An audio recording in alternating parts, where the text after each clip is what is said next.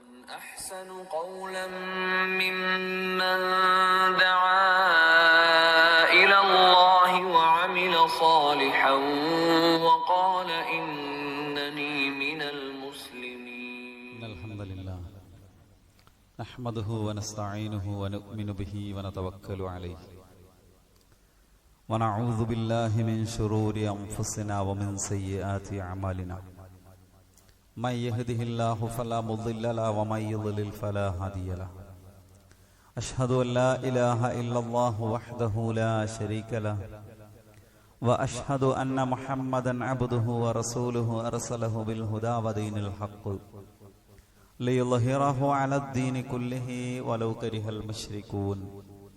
اللهم صل على محمد وعلى آل محمد كما صليت على إبراهيم وعلى آل إبراهيم إنك حميد مجيد.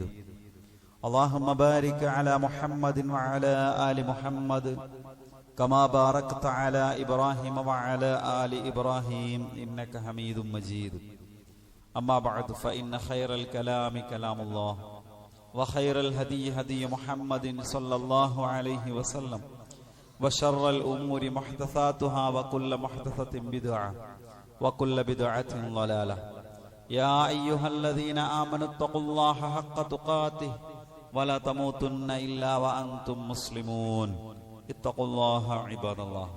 സ്നേഹം നിറഞ്ഞ സഹോദരീ സഹോദരന്മാരെ, വിശ്വാസിനികളെ, പ്രപഞ്ചനാഥനായ ലോകരക്ഷിതാവായ അള്ളാഹുവിനെ സൂക്ഷിച്ച് അള്ളാഹുവിൻ്റെ നിയമനിർദ്ദേശങ്ങളും വിധിവിലക്കുകളും ജീവിതത്തിന്റെ എല്ലാ സമയത്തിലും സന്ദർഭത്തിലും സൂക്ഷിച്ചും പാലിച്ചും ജീവിക്കണേ എന്ന് ആമുഖമായി ഓർമ്മപ്പെടുത്തുന്നു, വസിയത്ത് ചെയ്യുന്നു.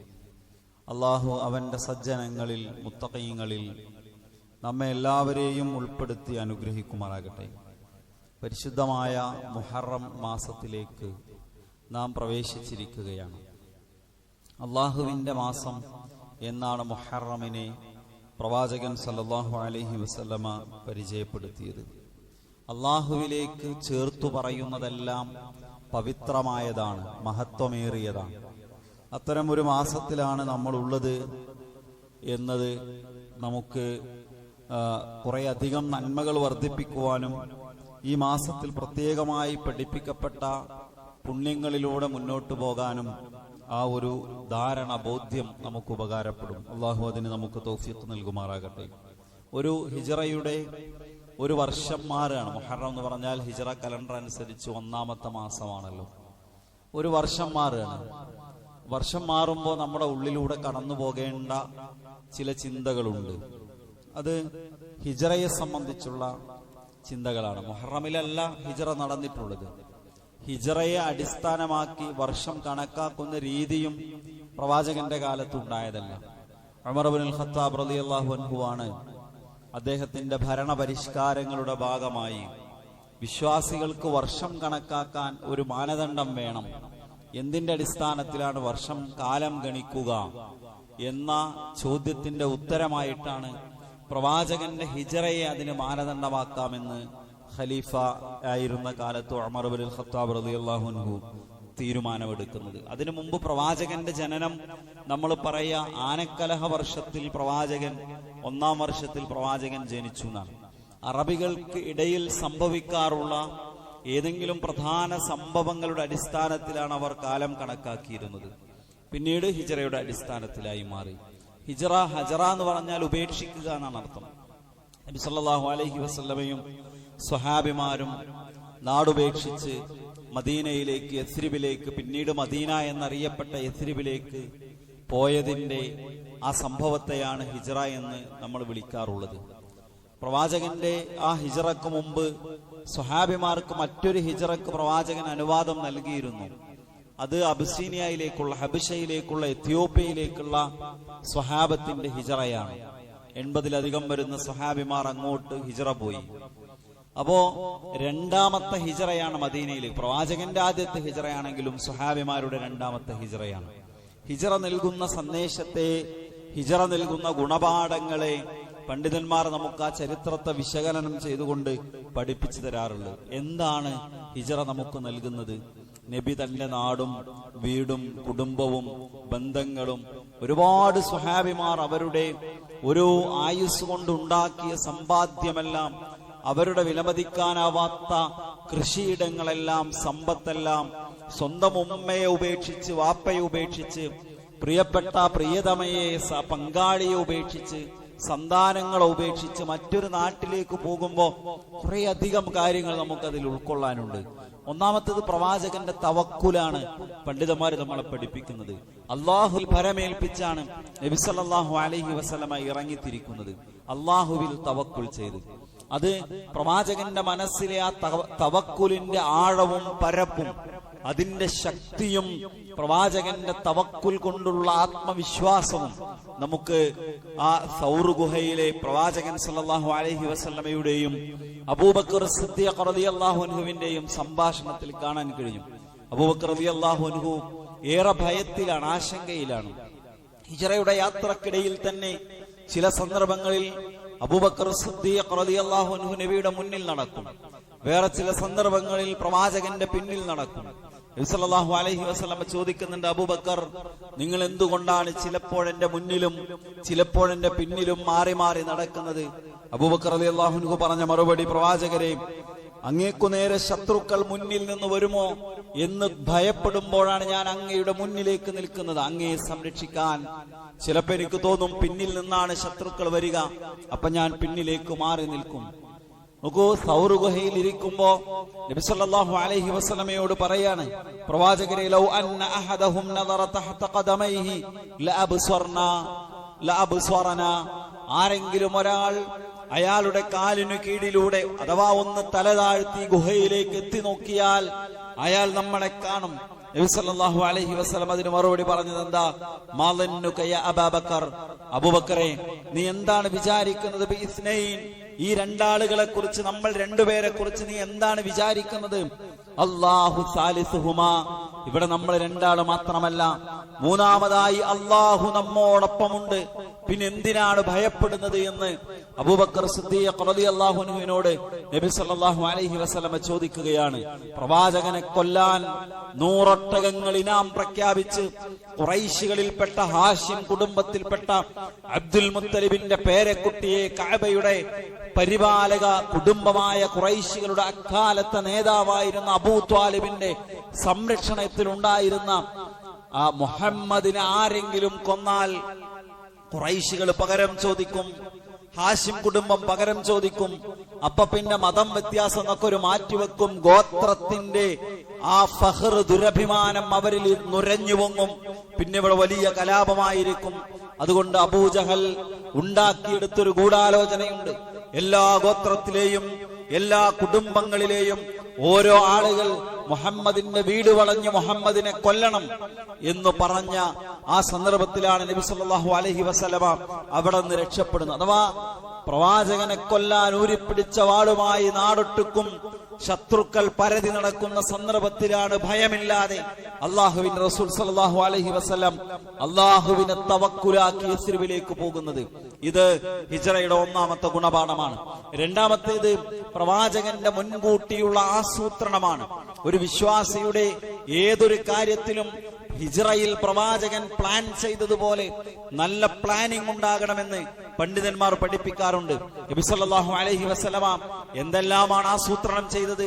ഹിജ്റ പോകുന്നതിന് മുമ്പ് പ്രവാചകൻ നടത്തിയ ആസൂത്രണം എന്താണ്? ഒന്ന്, പ്രവാചകൻ ഏറ്റവും വിശ്വസ്തനും സന്തത സഹചാരിയുമായ അബൂബക്കർ റളിയല്ലാഹു അൻഹുവിനെ തന്റെ കൂട്ടുകാരനായി നിശ്ചയിച്ചു. അബൂബക്കർ റളിയല്ലാഹു അൻഹു എല്ലാവരും ഹിജ്റ പോകുമ്പോൾ നബിയോട് അനുവാദം ചോദിക്കുകയാണ്. അപ്പൊ നബി പറയുന്നുണ്ട്, അബൂബക്കറെ, നിനക്ക് സമയമായിട്ടില്ല, നിനക്ക് നിന്റെ കൂടെ യാത്രക്ക് നല്ലൊരു കൂട്ടുകാരനെ കിട്ടും, നീ കാത്തു നിൽക്ക്. അങ്ങനെ അബൂബക്കർ സിദ്ദീഖ് റളിയല്ലാഹു അൻഹുവിനെ ഒരു കൂട്ടുകാരനായി സ്വീകരിച്ചു. ഒരു യാത്രക്കാരനെ നേരത്തെ തയ്യാറാക്കി വെച്ചു, കൂടെ യാത്ര ചെയ്യാൻ ഒരാളെ.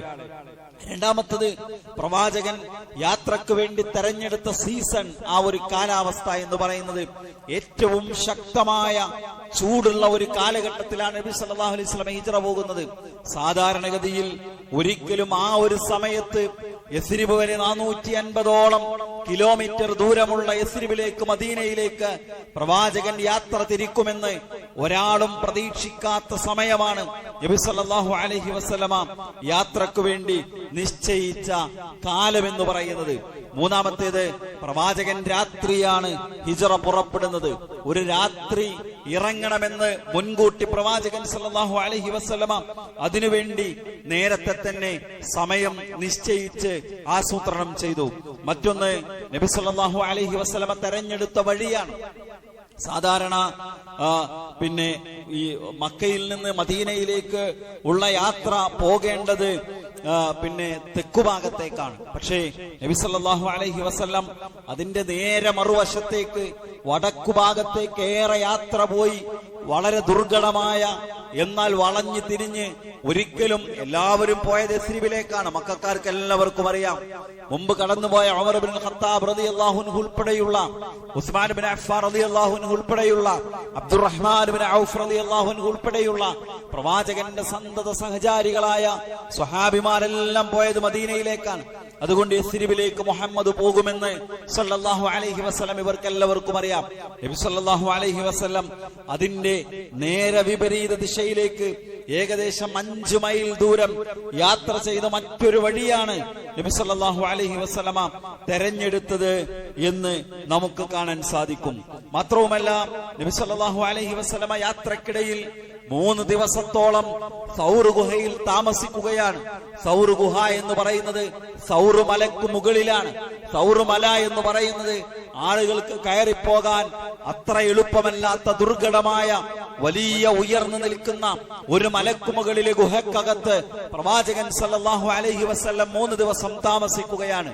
എന്താണ് സംഭവിച്ചത് എന്ന് പ്രവാചകന് മറ്റുള്ളവർക്ക് അറിയാൻ കഴിയാത്ത വിധമുള്ള വളരെ മികച്ച ഒരു പ്ലാനിംഗ് നബി സല്ലല്ലാഹു അലൈഹി വസല്ലമ പിന്നെ നടത്തുന്നത് നമുക്ക് കാണാൻ കഴിയും. അപ്പോ നേരെ ഇറങ്ങിത്തിരിക്കുകയല്ല, ആസൂത്രണം ചെയ്ത് ഒരുപാട് പ്ലാനുകൾ തയ്യാറാക്കി വളരെ ജാഗ്രതയോടുകൂടി നബി സല്ലല്ലാഹു അലൈഹി വസല്ലമ യാത്ര തിരിക്കുന്നതാണ് നമുക്ക് കാണാൻ സാധിക്കും. നമ്മളെ സംബന്ധിച്ചിടത്തോളം പലപ്പോഴും ഇത്തരം കാര്യങ്ങളിലൊന്നും നമ്മൾ അങ്ങനെ ശ്രദ്ധിക്കാറില്ല. ഈ ആസൂത്രണവും ഈ കൂടിയാലോചനയും ഇതൊക്കെ ദീനിന്റെ ഭാഗമാണ്, ഇസ്ലാമിന്റെ ഭാഗമാണ്. ഒരു പള്ളി പരിപാലിച്ചു കൊണ്ടുപോകണം. പള്ളിയുടെ യോഗം വിളിച്ചിട്ടുണ്ട് എന്ന് പറഞ്ഞാൽ ആളുകൾക്ക് വരാൻ മടിയാണ്. ഒരു മദ്രസ നടത്തിക്കൊണ്ടുപോകണം, മദ്രസയുടെ മീറ്റിംഗ് വിളിച്ചിട്ടുണ്ട്, നമുക്ക് കാര്യങ്ങൾ ആലോചിക്കണം, അതങ്ങോട്ട് നടന്നാ പോരെ, എങ്ങനെങ്കിലൊക്കെ ആയാ പോരെ എന്നാണ്. അതല്ല ഇസ്ലാമിക ശൈലി എന്ന് ഇത്തരം ചരിത്രങ്ങൾ എടുത്ത് വിശദീകരിച്ച് നമുക്ക് കാണാൻ കഴിയും. പണ്ഡിതന്മാർ പഠിപ്പിക്കുന്നത് ഉഹദിന്റെ പിന്നെ ഹിജ്റയുടെ ചരിത്രത്തിൽ മാത്രമല്ല, പ്രവാചകന്റെ ഓരോ നീക്കങ്ങളും നേരത്തെ സ്വഹാബത്തുമായി കൂടിയാലോചന നടത്തി നേരത്തെ ആസൂത്രണം ചെയ്താണ് നബി സല്ലല്ലാഹു അലൈഹി വസല്ലമ നിർവഹിച്ചിരുന്നത് എന്ന് നമുക്ക് കാണാൻ കഴിയും. ഇപ്പൊ ബദറിലേക്ക് നബിയും സ്വഹാബത്തും ഇറങ്ങിത്തിരിക്കുന്നു.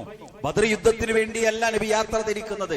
യുദ്ധം ചെയ്യാൻ ധനം സമ്പാദിക്കുന്നതിന് വേണ്ടി ഒരു കച്ചവട സംഘം മക്കയിൽ നിന്ന് അബൂ സുഫിയാന്റെ നേതൃത്വത്തിൽ ഇറങ്ങിത്തിരിച്ചിട്ടുണ്ട് എന്ന് അറിഞ്ഞതിന്റെ ഭാഗമായി ആ കച്ചവട സംഘത്തെ തടയാനാണ് നബി ഇറങ്ങിയത്. പക്ഷേ അവർ വഴിമാറി സഞ്ചരിച്ച് പ്രവാചകന്റെയും സഹാബിമാരുടെയും കയ്യിൽ നിന്ന് രക്ഷപ്പെട്ടു പോയി.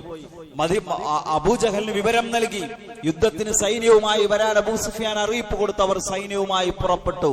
യുദ്ധം നിർബന്ധമായി. നബി വേഗം തീരുമാനമെടുക്കുകയാണോ ചെയ്തത്? അല്ല, എല്ലാ സഹാബിമാരെയും വിളിച്ചു. എന്നിട്ട് പറഞ്ഞു, അശീറു അലയ്യ, നിങ്ങളുടെ അഭിപ്രായങ്ങൾ പറയും. മുഹാജിറുകളായ സഹാബിമാർ അവരുടെ മുഴുവൻ സന്നദ്ധതയും അറിയിച്ചു. പക്ഷെ നബി നിർത്തുന്നില്ല. നബി പറയാണ്, നിങ്ങൾ അഭിപ്രായങ്ങൾ പറയൂ, നിങ്ങൾ അഭിപ്രായങ്ങൾ പറയൂ. അൻസാരികൾ മനസ്സിലാക്കുകയാണ്, ഞങ്ങൾ മദീനക്കാരും മിണ്ടിയിട്ടില്ല, അതുകൊണ്ടാ പ്രവാചകൻ ഇത് പറയുന്നത്. സഹാബിമാർ അൻസാരികള് മുന്നോട്ട് നിന്നിട്ട് പ്രവാചകനോട് പറയുന്ന വാചകങ്ങൾ നമ്മൾ എപ്പോഴും കേൾക്കാറുണ്ട്. കടലിലേക്ക് ഇറങ്ങിപ്പോകാൻ പറഞ്ഞാൽ പ്രവാചകര് ഞങ്ങൾ ഉണ്ടാകും കൂടെ. മൂസാ നബിയോട് അവിടുത്തെ ജനത പറഞ്ഞതുപോലെ, ബനി ഇസ്രായേലുകാർ പറഞ്ഞതുപോലെ ഞങ്ങൾ പറയില്ല. നമ്മുടെ സ്വഹാബിമാരുമായി നബി കൂടിയാലോചിക്കുകയാണ്. ബദറിന്റെ യുദ്ധഭൂമിയിലെത്തി പ്രവാചകൻ താഴ്ന്ന പ്രദേശത്ത് തമ്പടിക്കുകയാണ്. ഒരു സ്വഹാബി നബിയോട് ചോദിക്കുന്നു, നബിയെ, നമ്മൾ എന്തുകൊണ്ടാണ് ഇവിടെ തമ്പടിച്ചത്? നമ്മൾ എന്തുകൊണ്ടാണ് ഇവിടെ തമ്പടിച്ചത്? ഇത് വഹിയാണോ? നബി പറഞ്ഞു, അല്ല, ഇത് വഹിയല്ല, ഇവിടെ ചെയ്യാമെന്ന് ഞാൻ വിചാരിക്കുന്നു. എങ്കിൽ ഇതല്ല നമുക്ക് നല്ല സ്ഥലം. ഇതിന്റെ ഉയർന്ന പ്രദേശത്ത് നമുക്ക് നമ്മുടെ സൈനിക താവളം ഒരുക്കാം, അതാണ് നല്ലത്.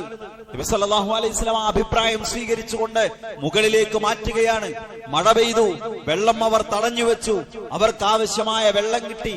താഴെ ഭാഗത്ത് തമ്പടിച്ച ഖുറൈശികൾക്ക്, മുശ്രിക്കുകൾക്ക്, ശത്രുക്കൾക്ക് അവിടെ ഭൂമി ആകെ മലിനമായി ചെളിയായി അവർക്ക് പ്രയാസമുണ്ടായി.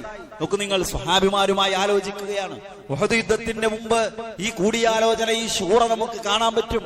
പ്രവാചകന്റെ പ്ലാനിങ് നമുക്ക് കാണാൻ പറ്റും. സ്വഹാബിമാരെ മുഴുവൻ വിളിച്ചിരുത്തുന്നു. നബി സല്ലല്ലാഹു അലൈഹി വസല്ലം പറയാണ്, 3000 സൈന്യവുമായി ഇതാ അബൂ സുഫിയാന്റെ നേതൃത്വത്തിൽ ബദറിനു പകരം ചോദിക്കാൻ മക്കയിൽ നിന്ന് അവർ പുറപ്പെടുന്നു. നമ്മൾ എന്തു ചെയ്യണം? നബിയുടെ ഉള്ളിൽ ഒരു ആസൂത്രണമുണ്ട്, ഒരു പ്ലാനുണ്ട്. മദീനയിൽ നിന്ന് യുദ്ധം ചെയ്യുക, വീടുകൾക്ക് മുകളിൽ ഇരുനിലകളുള്ള വീടുകൾക്ക് മുന്നിൽ സ്ത്രീകൾ നിന്ന് യുദ്ധത്തിൽ പങ്കാളികളാവുക, കുട്ടികളെ പങ്കെടുപ്പിക്കുക, മദീനയിൽ ആബാലവൃദ്ധം ജനങ്ങളും യുദ്ധത്തിന്റെ ഭാഗമാവുക. നബി പക്ഷേ തുറന്നു പറഞ്ഞില്ല, ഒരു ശൂറക്ക് വെക്കുകയാണ്, ഒരു ചർച്ചക്ക് വെക്കുകയാണ്. അബൂബക്കർ സിദ്ദീഖ് റളിയല്ലാഹു അൻഹുവിനെ പോലെയുള്ള മുതിർന്ന സ്വഹാബിമാർക്ക് നബിയുടെ ആ ആഗ്രഹം അറിയാം. പക്ഷേ ചർച്ച നടക്കട്ടെ, അവരും മിണ്ടാതിരുന്നു. ബദറിൽ പങ്കെടുക്കാൻ കഴിയാത്ത ചെറുപ്പക്കാരായ, ദീനിനു വേണ്ടി വലിയ സേവനത്തിന് സന്നദ്ധരായ ആളുകൾ പറഞ്ഞു, നബിയെ നമുക്ക് ഉഹദിലേക്ക് പോകാം, നമുക്ക് നമ്മുടെ യുദ്ധക്കളം ഉഹദ് തെരഞ്ഞെടുക്കാം. എല്ലാവരും അഭിപ്രായം പറഞ്ഞു തുടങ്ങി. ചെറുപ്പക്കാരെല്ലാവരും അവരുടെ അഭിപ്രായങ്ങൾ പറഞ്ഞപ്പോ മുതിർന്ന ആളുകൾ നിശബ്ദത പാലിച്ചു. എല്ലാവരുടെയും ആവേശത്തിന് അവർ വഴങ്ങിക്കൊടുത്തു. അഭിപ്രായങ്ങൾ വന്നത് ഉഹദിലേക്കെന്നാണ്. മുതിർന്ന ആളുകളൊന്നും മിണ്ടുന്നില്ല. നബി സല്ലല്ലാഹു അലൈഹി വസല്ലം വിചാരിച്ചു എല്ലാവരുടെയും അഭിപ്രായം ഇതായിരിക്കും.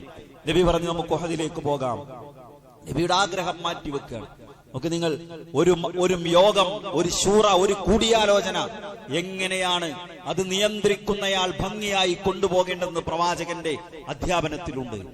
ഒരു ഭൂരിഭാഗം വരുന്ന ആളുകളുടെ അഭിപ്രായത്തെ എങ്ങനെ മാനിക്കണമെന്ന് അബൂബക്കർ സിദ്ദീഖ് റളിയല്ലാഹു അൻഹുവിനെ പോലെയുള്ള മുതിർന്ന സ്വഹാബിമാരുടെ ജീവിതത്തിൽ നമുക്ക് കാണാൻ കഴിയും. അങ്ങനെ ആ തീരുമാനമെടുത്ത് മുന്നോട്ട് പോയപ്പോ അബൂബക്കർ റളിയല്ലാഹു അൻഹു ഹംസ റളിയല്ലാഹു അൻഹു വിളിച്ചിട്ട് പറഞ്ഞു, നബിയുടെ ആഗ്രഹം മദീനയിൽ നിൽക്കാനായിരുന്നു. നിങ്ങളെല്ലാവരും കൂടി ഉഹദ് പറഞ്ഞത് കൊണ്ടാണ് നബി ആ തീരുമാനമെടുത്തത്. ഹംസ റളിയല്ലാഹു അൻഹു വേഗം നബി സല്ലല്ലാഹു അലൈഹി വസല്ലമയുടെ അടുത്തേക്ക് കടന്നു ചെല്ലുന്നു. എന്നിട്ട് പറയാ, നബിയെ, അങ്ങയുടെ ആഗ്രഹം മദീനയിലാണെങ്കിൽ ഞങ്ങളുടെ ആഗ്രഹം അതാണ്. ഞങ്ങൾ മദീനയിൽ നിൽക്കാൻ തയ്യാറാണ്. ഞങ്ങളുടെ അഭിപ്രായത്തിന് വേണ്ടി യുദ്ധം ഈ മദീനയിൽ നിന്ന്, ഈ നമ്മൾ ജീവിക്കുന്ന മസ്ജിദ് നബവിയുടെ പരിസരങ്ങളിൽ നിന്ന് ഉഹദിലേക്ക് മാറ്റേണ്ടതില്ല. നബി സല്ലല്ലാഹു അലൈഹി വസല്ലമ യുദ്ധത്തിന് പോകാൻ പടച്ചട്ട പടയങ്കി അണിഞ്ഞിരുന്നു. 2 പടയങ്കി അണിഞ്ഞാണ് ഉഹദ് യുദ്ധത്തിന്റെ ഭൂമിയിലേക്ക് പ്രവാചകൻ പുറപ്പെടുന്നത്. നബി പറഞ്ഞു, ഒരു പ്രവാചകൻ യുദ്ധത്തിന് വേണ്ടി പടച്ചട്ടയണിഞ്ഞാൽ അത് പിന്നെ അടിച്ചു മാറ്റാൻ പാടില്ല. അതുകൊണ്ട് നമ്മൾ തീരുമാനിച്ചതുപോലെ ഉഹദിലേക്ക് പോകും. ഉഹദിലെത്തിയിട്ട് നബി എന്താ ചെയ്തത്? നബി സല്ലല്ലാഹു അലൈഹി വസല്ലം അവിടെ അൻസാരികളിൽ നിന്ന് ഉസൈദ് ബിൻ ഹുദൈർ റളിയല്ലാഹു അൻഹുവിന്റെ കയ്യിൽ ഒരു പതാക കൊടുക്കുന്നു. മുഹാജിറുകളിൽ നിന്ന് അലി ഇബ്നു അബീ ത്വാലിബ് റളിയല്ലാഹു അൻഹുവിന്റെ വേറെ റിവായത്തിൽ മിസ്അബ് ബിൻ ഉമൈർ റളിയല്ലാഹു അൻഹുവിന്റെ കയ്യിൽ മറ്റൊരു പതാക കൊടുക്കുന്നു. പിന്നെ വേറൊരു ഭാഗത്ത് ഖസ്റജ് ഗോത്രത്തിലെ മറ്റൊരാൾക്ക് വേറൊരു പതാക കൊടുക്കുന്നു. 3 പതാകകളുമായി 3 ഭാഗത്ത് സൈന്യത്തെ നിരത്തുന്നു. ഉഹദ് മല 7 കിലോമീറ്ററിലധികം നീളമുള്ള ഒരു കോണാകൃതിയിലുള്ള ആ ഉഹദ് മലയുടെ താഴ്വരയിലേക്ക് സൈന്യം മാറി നിൽക്കുന്നു. എന്നിട്ട് അഭിമുഖമായി മുന്നിൽ നിന്നാണ്, പിന്നിലൂടെ ഉഹദ് മല താണ്ടി ശത്രുക്കൾക്ക് വരാൻ കഴിയില്ല. നബി സല്ലല്ലാഹു അലൈഹി വസല്ലമ ഉഹദ് മലയുടെ ഭാഗത്തേക്ക് മുന്നിലുള്ള ചെറിയ ഒരു കുന്നുണ്ട്. ആ കുന്ന് പിന്നീട് ഇപ്പോൾ ജബലുർ റുമാത്ത് എന്ന പേരിൽ അറിയപ്പെടുന്നത്, അമ്പെയ്ത്തുകാരുടെ കുന്ന്. ആ കുന്നിന് മുകളിൽ അബ്ദുല്ലാഹി ഇബ്നു ജുബൈർ റളിയല്ലാഹു അൻഹുവിന്റെ നേതൃത്വത്തിലുള്ള 50 അമ്പെയ്ത്തുകാരെ നിശ്ചയിക്കുന്നു. അവരോട് പറയുന്നുണ്ട്, ഞങ്ങളെ പരാജയപ്പെടുത്തിയാൽ ലാ തൻസുറുന്നന, നിങ്ങൾ ഞങ്ങളെ സഹായിക്കരുത്. ഞങ്ങൾ വിജയം വരിച്ചാൽ ഞങ്ങളുടെ കൂടെ ഗനീമത്ത് സ്വത്ത് ശേഖരിക്കാൻ നിങ്ങൾ ഇറങ്ങി വരരുത്. ഞങ്ങളുടെ ശവശരീരങ്ങൾ ഇവിടുത്തെ കഴുകന്മാർ കൊത്തിവലിക്കുന്നത് കണ്ടാൽ പോലും നിങ്ങൾ ജബൽ റുമാത്തിൽ നിന്ന്, ഈ മലമുകളിൽ നിന്ന് ഇറങ്ങി വരാൻ പാടില്ല. അപ്പോ ഉഹദ് യുദ്ധഭൂമിയിലേക്ക് വരുന്ന ആളുകളെ അവർ അമ്പുകൾ കൊണ്ട് നേരിട്ടു. ഉഹദിനെ കുറിച്ച് ചരിത്രം പറയാറുള്ളത് നസ്റും ഫിൽ ബിദായ വബലാഉം ഫിൻ നിഹായ എന്നാണ്. ഉഹദിന്റെ തുടക്കം വിജയവും അവസാനം ഒരു പരീക്ഷണവുമാണ്. വളരെ വേഗത്തിൽ യുദ്ധം വിജയിച്ചു. പക്ഷേ അമ്പെയ്ത്തുകാർ 50 ആളുകൾ 40 ആളുകളും പ്രവാചകൻ പറഞ്ഞ ആ നിർദ്ദേശത്തെ മറികടന്നുകൊണ്ട് ഇറങ്ങി വന്നു. ഈ അവസരം മുതലാക്കി ഖാലിദ് ഇബ്നുൽ വലീദ് റളിയല്ലാഹു അൻഹു മുസ്ലിമായിട്ടില്ല. അദ്ദേഹം സൈന്യത്തെ ശേഖരിച്ച് മറ്റൊരു ജബൽ റുമാത്തിന്റെ മറ്റൊരു വശത്തുകൂടെ ഉഹദിന്റെ യുദ്ധഭൂമിയിലേക്ക് കയറി വിശ്വാസികൾക്ക് വലിയ പരാജയത്തെ അനുഭവിക്കേണ്ടി വന്നു. ഞാൻ പറയുന്നത് പ്രവാചകൻ നടത്തിയ ചർച്ചകളാണ്, പ്രവാചകൻ നടത്തിയ ആസൂത്രണമാണ്. വിശ്വാസരംഗത്ത്, പ്രബോധന രംഗത്ത്, പള്ളി പരിപാലനത്തിൽ, ദീനീ രംഗത്ത്, നമ്മുടെ വ്യക്തിപരമായ കാര്യങ്ങളിൽ, നമ്മുടെ മതസ്ഥാപനങ്ങൾ നടത്തിക്കൊണ്ടുപോകുന്നിടത്തെല്ലാം ഇത്തരം ശൂറകൾക്ക് വലിയ പങ്കുണ്ട്, കൂടിയാലോചനകൾക്ക് വലിയ പങ്കുണ്ട്, ആസൂത്രണങ്ങൾക്ക് വലിയ പങ്കുണ്ട്. നോക്കൂ, വിശുദ്ധ ഖുർആനിലെ സൂറത്ത് ആല ഇംറാനിലെ അല്ലാഹു പറയുന്ന ഒരു വാചകമുണ്ട്, ഫബിമാ റഹ്മത്തിൻ മിനല്ലാഹ് ലിൻത ലഹും വലൗ കുൻത ഫല്ലൻ ഗലീദൽ ഖൽബി ലം ഫല്ലൂ മിൻ ഹൗലിക്. പ്രവാചകരെ, അങ്ങ് അവരോട് വളരെ സൗമ്യമായി പെരുമാറുന്നത് കൊണ്ടാണ് അവർ നിങ്ങളുടെ കൂടെ നിൽക്കുന്നത്. സ്വഹാബിമാരെ കുറിച്ച് പറയാണ്, വശാവിർഹും ഫിൽ അംർ ഫഅൻഹും വസ്തഗ്ഫിർ ലഹും വശാവിർഹും ഫിൽ അംർ. അവർക്ക് നിങ്ങൾ വിട്ടുവീഴ്ച ചെയ്തു കൊടുക്കണം, അവർക്ക് വേണ്ടി നിങ്ങൾ പശ്ചാത്താപത്തിന്, പാപമോചനത്തിന് വേണ്ടി പ്രാർത്ഥിക്കണം, അവരുമായി കൂടിയാലോചന നടത്തണം, അവരുമായി കൂടിയാലോചന നടത്തണം. ഞാൻ പറയുന്നത്, ദീനിനു വേണ്ടി ഒന്ന് കൂടിയിരുന്ന് ആലോചിക്കുക എന്നുള്ളത് പുണ്യമാണ്, കൂലി കിട്ടുന്ന കാര്യമാണ്. പക്ഷേ നമ്മൾ അതിന് വില കൽപ്പിക്കാറില്ല. അത് ആരുടെയൊക്കെയോ ജോലിയാണ്. അത് ചില സലഫിമാരുടെ, സുല്ലമിമാരുടെ, മുസ്ലിമാരുടെ, മൗലവിമാരുടെ, പള്ളിക്കമ്മറ്റിയുടെ പണിയാ. എനിക്കതിലൊന്നും റോളില്ല എന്നാണ് ആൾക്കാർ ചിന്തിക്കാറുള്ളത്. തിരിഞ്ഞു നോക്കാറില്ല പലരും. സുഹൃത്തുക്കളെ, പുണ്യകരമാണ്. ഈ ആയത്ത് വിശദീകരിച്ചുകൊണ്ട് മഹാനായ ഷെയ്ഖ് സഅദി റഹിമഹുല്ലാ അദ്ദേഹത്തിന്റെ തഫ്സീറിൽ പറയുന്നുണ്ട്, പ്രവാചകനോടാണ് അല്ലാഹു പറയുന്നത് നിങ്ങൾ ആളുകളുമായി കൂടിയാലോചന നടത്തണമെന്ന്. പ്രവാചകനോടാണ് അല്ലാഹു പറയുന്നത്. നോക്കൂ, അദ്ദേഹം വിശദീകരിക്കാണ്. അഅമഖുന്നാസി ഇൽമ, പ്രവാചകൻ ആരാണ്? ആളുകളിൽ ഏറ്റവും ആഴത്തിൽ അറിവുള്ളയാളാണ്. വഅക്മലുന്നാസി റഅയ, ഏറ്റവും നല്ല അഭിപ്രായമുള്ള ആളാണ്. എന്നിട്ട് ആ പ്രവാചകനോട് പോലും, പ്രവാചകരെ, തീരുമാനമെടുക്കുന്നതിന് മുമ്പ് നിങ്ങൾ കൂടിയാലോചന നടത്തണമെന്ന് പറയുന്നുണ്ടെങ്കിൽ മറ്റുള്ളവരുടെ അവസ്ഥ എന്താ? ഇന്നൽ മശൂറത ഇബാദത്തുൻ യതഖറബു ബിഹാ ഇബാദുല്ലാഹ്. ഷെയ്ഖ് സഅദ് വിശദീകരിക്കുന്നുണ്ട്, പള്ളിക്ക് വേണ്ടി, ദീനിനു വേണ്ടി, ദീനി പ്രബോധനത്തിനു വേണ്ടി, മദ്രസക്ക് വേണ്ടി നിങ്ങൾ നടത്തുന്ന, ദീനിനു വേണ്ടി നടത്തുന്ന അത്തരം കൂടിയാലോചനകൾ അത് അല്ലാഹുവിലേക്ക് അടുപ്പിക്കുന്ന ഇബാദത്താണ് എന്ന് പഠിപ്പിക്കുന്ന നമുക്ക് കാണാൻ കഴിയും. നമ്മുടെ ഹിജ്റയുടെ പാഠം, ഏതൊരു കാര്യവുമായി മുന്നോട്ട് പോകുമ്പോ നേരത്തെ കൂട്ടി ആലോചിച്ച് തീരുമാനിച്ച് ധാരണയുണ്ടാക്കി ആസൂത്രണം ചെയ്ത് മുന്നോട്ട് പോവുക എന്നതാണ് ദീന് പഠിപ്പിക്കുന്ന വഴി, പ്രവാചകൻ പഠിപ്പിക്കുന്ന വഴി എന്ന് നമ്മൾ മനസ്സിലാക്കണം. മറ്റൊന്ന്, പ്രവാചകൻ വ്യത്യസ്തമായ കഴിവുകളുള്ള ആളുകളെ ഉപയോഗപ്പെടുത്തി എന്ന് നമുക്ക് കാണാൻ കഴിയും. നോക്കൂ, നബി സല്ലല്ലാഹു അലൈഹി വസല്ലമയുടെ വീട് വളഞ്ഞു. അവര് വീട്ടിലേക്ക് നോക്കുന്നുണ്ട്, പ്രവാചകൻ അകത്തില്ലേ എന്ന് ഉറപ്പുവരുത്താൻ. അപ്പൊ പ്രവാചകന്റെ കട്ടിലിൽ ഒരാളെ കാണുകയാണ്. പ്രവാചകന്റെ ആകാരത്തിന് സമാനമായ അലി ഇബ്നു അബീ ത്വാലിബ് റളിയല്ലാഹു അൻഹുവിനെ നബി സല്ലല്ലാഹു അലൈഹി വസല്ലം അതിനു വേണ്ടി തെരഞ്ഞെടുത്തു, തന്റെ വിരിപ്പിൽ ഉറങ്ങാൻ. അത് കഴിഞ്ഞ് നബി സല്ലല്ലാഹു അലൈഹി വസല്ലമ അബൂബക്കർ സിദ്ദീഖ് റളിയല്ലാഹു അൻഹുവിനോട് പറഞ്ഞു, ഒട്ടകങ്ങളെ തയ്യാറാക്കണമെന്ന്. അസ്മാ ബിൻത് അബീ ബക്കർ റളിയല്ലാഹു അൻഹ അവർക്ക് വേണ്ടി ഒട്ടകങ്ങളെ തയ്യാറാക്കി, ഭക്ഷണം തയ്യാറാക്കി. ഒരു പാത്രത്തിൽ ഭക്ഷണവും ഒരു പാത്രത്തിൽ വെള്ളവും തയ്യാറാക്കി കൊടുത്തു. അത് കഴിഞ്ഞ് സൗർ ഗുഹയിൽ അവർ താമസിക്കുമ്പോ അബൂബക്കർ സിദ്ദീഖ് റളിയല്ലാഹു അൻഹുവിന്റെ മകൻ ഓരോ ദിവസവും വൈകുന്നേരം അബ്ദുല്ലാഹി ഇബ്നു അബീ ബക്കറിനെ ചുമതലപ്പെടുത്തുകയാണ്. മക്കയിലൂടെ നടക്കണം, അവിടുത്തെ വാർത്തകൾ അറിയണം, ആളുകളുടെ സംസാരങ്ങൾ കേൾക്കണം. വൈകുന്നേരമാകുമ്പോ അബൂബക്കർ റളിയല്ലാഹു അൻഹുവിനും നബി സല്ലല്ലാഹു അലൈഹി വസല്ലമക്കും ആ വാർത്ത എത്തിച്ചു കൊടുക്കും. ആ വാർത്ത എത്തിച്ചു കൊടുത്ത് തിരിച്ചു പോരുമ്പോ അബ്ദുല്ലാഹി ഇബ്നു അബീ ബക്കറിന്റെ കാൽപ്പാടുകൾ മായ്ക്കാൻ ആമിർ ഇബ്നു ഫുഹൈറ റളിയല്ലാഹു അൻഹു എന്ന് പറയുന്ന അബൂബക്കർ റളിയല്ലാഹു അൻഹുവിന്റെ ആട്ടിടയനെ ചുമതലപ്പെടുത്തുകയാണ്. അബ്ദുല്ലാഹി ഇബ്നു അബീ ബക്കർ നടന്നുപോയ വഴികളിലൂടെ ആട്ടിൻ പറ്റവുമായി ആമിർ ഇബ്നു ഫുഹൈറ നടന്നു പോകും, കാൽപ്പാടുകൾ മായ്ച്ചു കളയും. നോക്കൂ, വളഞ്ഞു തിരിഞ്ഞ വഴിയാണ്, എസ്രിലേക്കുള്ള നേരെയുള്ള വഴിയിലൂടെ അല്ല പോകുന്നത്. അപ്പോ നബി സല്ലല്ലാഹു അലൈഹി വസല്ലമക്ക് ഒരു വഴികാട്ടി വേണം, യാത്ര വഴി പറഞ്ഞു കൊടുക്കാൻ ഒരാൾ വേണം. അബ്ദുല്ലാഹി ഇബ്നു ഉറൈഖത്ത് എന്ന് പറയുന്ന അമുസ്ലിമായ ഒരു മനുഷ്യനെ ചുമതലപ്പെടുത്തുകയാണ്. പ്രവാചകൻ ഒരു വഴി അറിയുന്ന ഒരാളെ യാത്രക്ക് വഴി കാണിച്ചു തരാൻ വേണ്ടി സ്വീകരിക്കുകയാണ്. നബി സല്ലല്ലാഹു അലൈഹി വസല്ലമയുടേത് ഒരാവേശത്താൽ ഉണ്ടായ തീരുമാനമല്ല. അള്ളാഹുവിന്റെ കൽപ്പന അനുസരിച്ച്, വഹി അനുസരിച്ചുണ്ടായി. പ്രവാചകൻ നേരത്തെ കൂട്ടി കൂടിയാലോചിച്ചു. പ്രവാചകൻ നേരത്തെ കൂട്ടി ആസൂത്രണം ചെയ്തു. അതിന് പറ്റാവുന്ന ആളുകളെ എല്ലാം തെരഞ്ഞെടുത്തു. ഓരാളുകളെയും അവരുടെ പ്രത്യേകമായ കഴിവുകളെ പ്രവാചകൻ ഉപയോഗപ്പെടുത്തിയാണ് തന്റെ ഹിജ്റ മുന്നോട്ട് കൊണ്ടുപോയത് എന്ന് പ്രവാചകന്റെ ഹിജ്റയെ പഠിക്കുമ്പോ നമുക്ക് മനസ്സിലാക്കാൻ സാധിക്കും.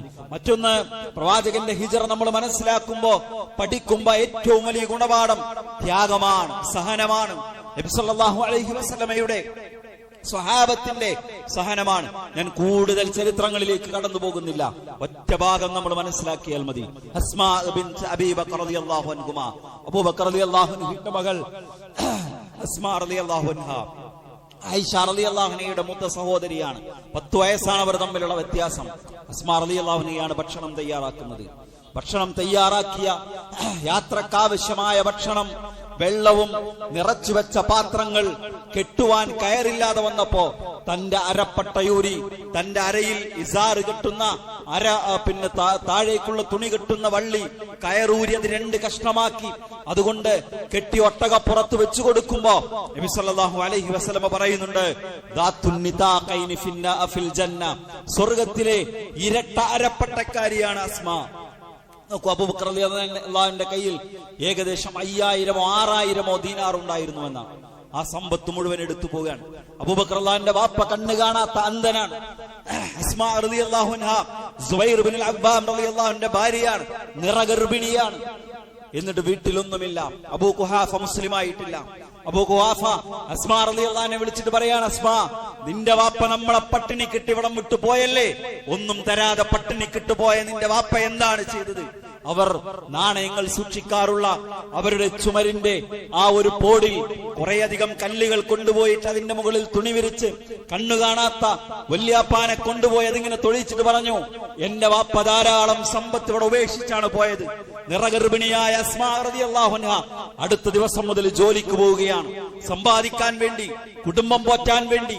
നിങ്ങൾ നോക്കൂ, ആ പ്രസവം നടക്കുന്നതിന് മുമ്പ് തന്നെ പൂർണ്ണ ഗർഭാവസ്ഥയിൽ മക്കയിൽ നിന്ന് യസ്രിബിലേക്ക് പോയ അസ്മാ റളിയല്ലാഹു അൻഹയുടെ ചരിത്രം നമുക്ക് കാണാൻ കഴിയും. നമ്മൾ എന്ത് ത്യാഗമാണ് സുഹൃത്തുക്കളെ ദീനിനു വേണ്ടി ചെയ്തത്. നമ്മൾ വിശ്വാസിയായതിന്റെ പേരിൽ എന്താ അനുഭവിച്ചത്? നമുക്ക് എന്തു നൽകാൻ സാധിച്ചിട്ടുണ്ട് അള്ളാഹുവിന്റെ പേരിൽ? അള്ളാഹുവിന്റെ മതത്തിന് വേണ്ടി അസ്മാ റളിയല്ലാഹു അൻഹ പൂർണ്ണ ഗർഭിണിയായിട്ടാണ് 450ഓളം വരുന്ന കിലോമീറ്റർ യാത്ര ചെയ്യുന്നത്. അവിടെ എത്തിയ ഉടനെ അവർ പ്രസവിച്ചു എന്നാണ്. ആ കുട്ടിയാണ് പ്രഗൽഭനായ അബ്ദുല്ലാഹ് ഇബ്നു സുബൈർ റളിയല്ലാഹു അൻഹു. പ്രവാചകന്റെ സ്വഹാബിമാരിലെ പണ്ഡിതന്മാരിൽപ്പെട്ട മഹാനായ അബ്ദുല്ലാഹ് ഇബ്നു സുബൈർ റളിയല്ലാഹു അൻഹു. ത്യാഗങ്ങളുടെ ചരിത്രമാണ്.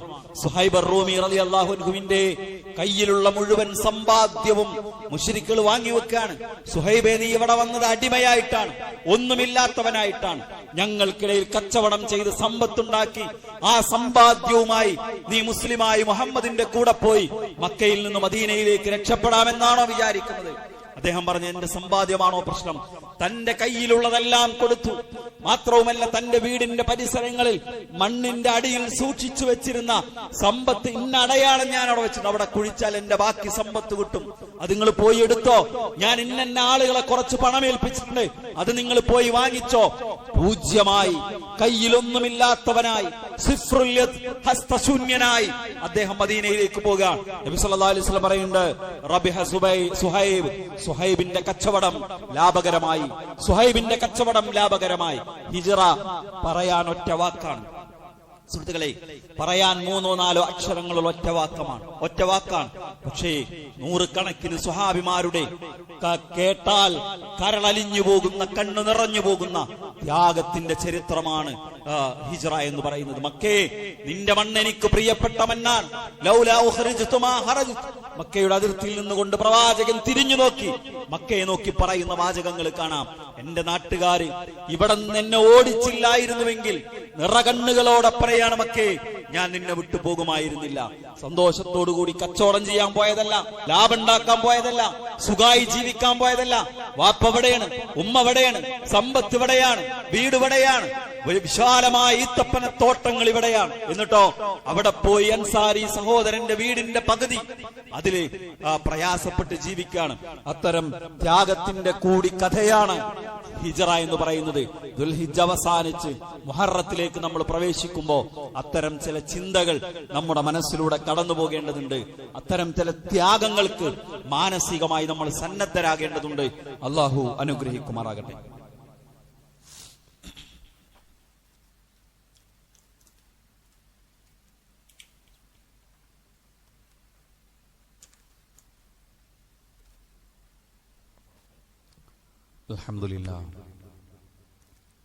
അൽഹംദുലില്ലാഹി റബ്ബിൽ ആലമീൻ വസ്സലാത്തു വസ്സലാമു അലാ നബിയിനാ മുഹമ്മദിൻ വഅലാ ആലിഹി വഅസ്ഹാബിഹി അജ്മഈൻ. അമ്മാ ബഅദ്.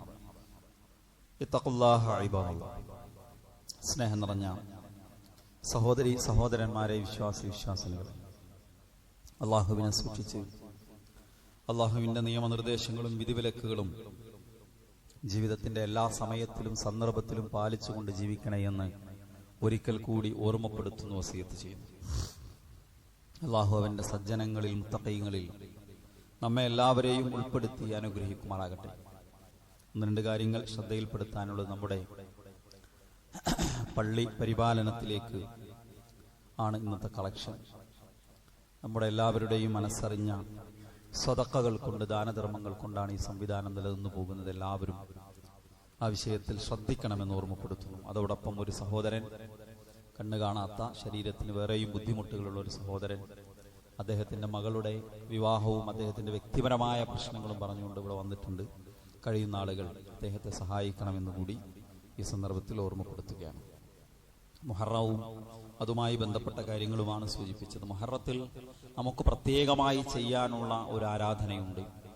അത് മുഹറം 9, 10 നോമ്പാണ്. നബി സല്ലല്ലാഹു അലൈഹി വസല്ലമ മുഹറം 10 റമളാനിലെ നോമ്പ് നിർബന്ധമാകുന്നതിന് മുമ്പ് പ്രവാചകന് നിർബന്ധമായിരുന്ന നോമ്പ് മുഹറം 10 നോമ്പായിരുന്നു. റമളാനിൽ നോമ്പ് നിർബന്ധമായപ്പോൾ ഈ മുഹറം 10 നിർബന്ധ നോമ്പ് പിന്നീട് നസ്ഖ് ചെയ്യപ്പെടുകയാണ് ചെയ്തത്. നബി സല്ലല്ലാഹു അലൈഹി വസല്ലമയെ കുറിച്ച് ഇബ്നു അബ്ബാസ് റളിയല്ലാഹു അൻഹു പറയുന്നുണ്ട്, റഅയ്തു നബിയ സല്ലല്ലാഹു അലൈഹി വസല്ലം യതഹറ സിയാമ യൗമിൻ ഫളലഹു അലാ ഗൈരിഹി ഇല്ലാ ഹാദൽ യൗം യൗമ ആശുറ വഹാദ ശറഅനി ശഹ്റ റമളാൻ.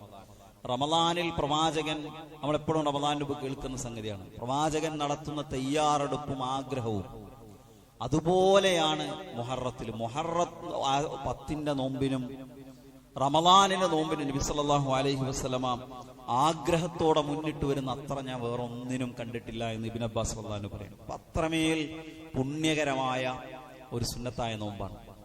അത് നമ്മൾ നമ്മുടെ ജീവിതത്തിൽ പകർത്തണം. റമളാൻ മുഹറം 10 മാത്രമാണോ നോമ്പുള്ളത്? നബി ഒരിക്കൽ മുഹറം 10 കടന്നു പോകുന്നു. നബി സല്ലല്ലാഹു അലൈഹി വസല്ലമയോട് പറയാണ്, നബിക്ക് നോമ്പുണ്ട് മുഹറം 10.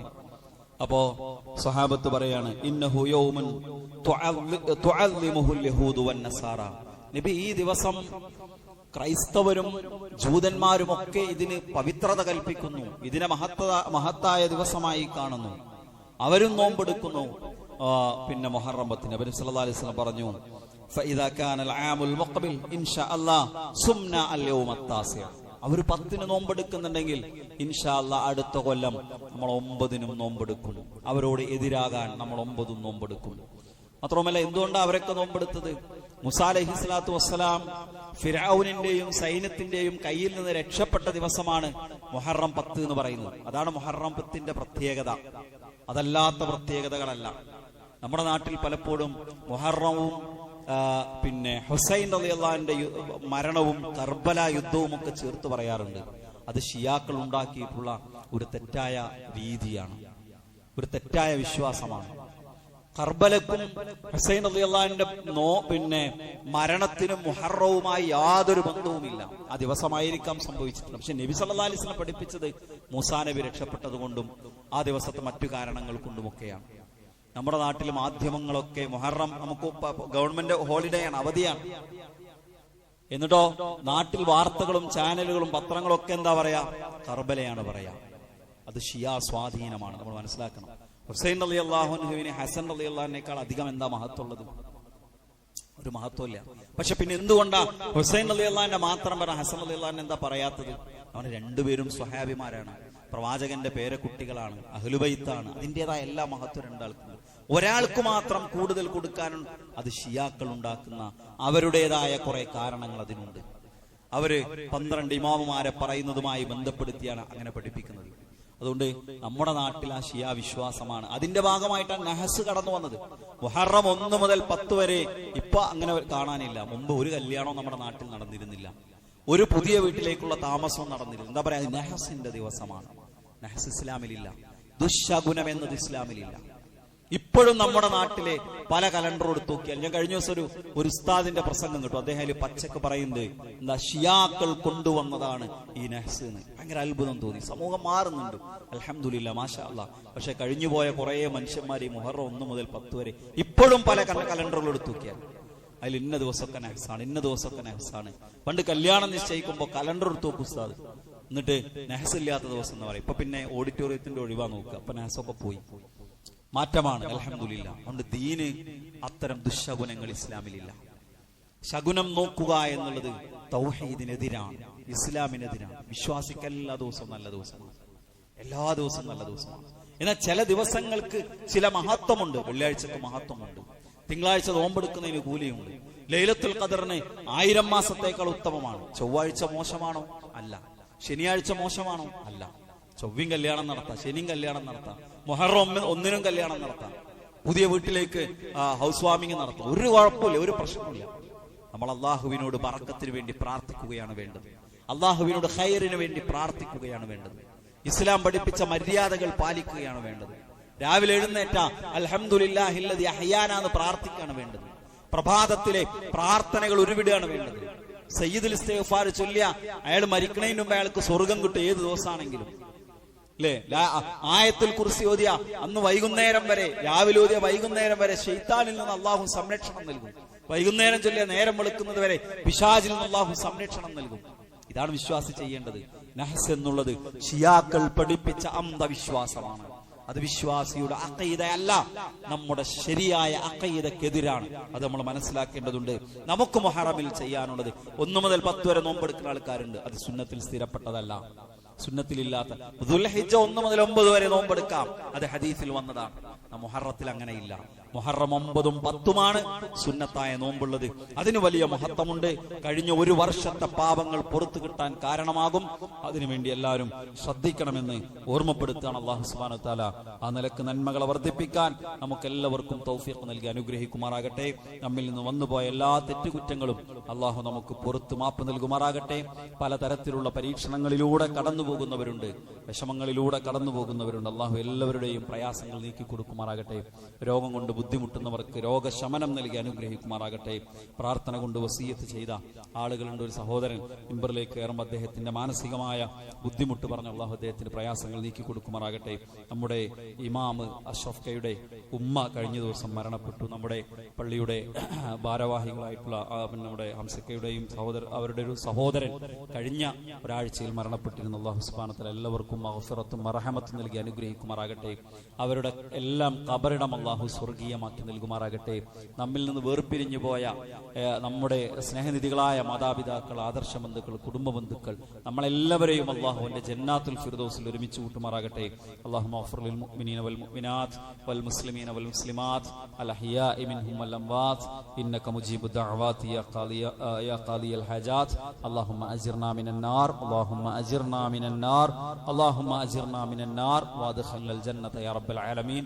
അല്ലാഹുമ്മ അഇസ്സൽ ഇസ്ലാമ വൽ മുസ്ലിമീൻ വഅദിൽ الشرك والمشركين. ربنا آتنا في الدنيا حسنة وفي الآخرة حسنة وقنا عذاب النار. ربنا تقبل منا إنك أنت السميع العليم وتب علينا إنك أنت التواب الرحيم. اللهم صل على محمد وعلى آله وصحبه وسلم والحمد لله رب العالمين.